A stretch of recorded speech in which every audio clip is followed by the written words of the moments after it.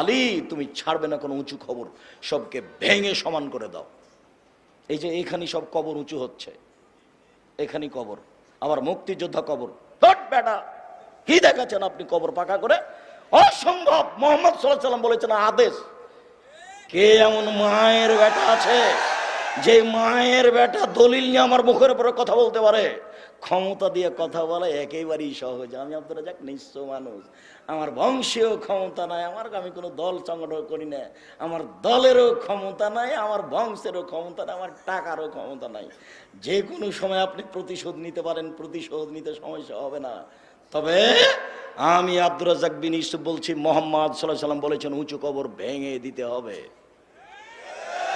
এবার বলছি, দেখি কোন মায়ের বেটা এই কথা 19-20 করতে পারে?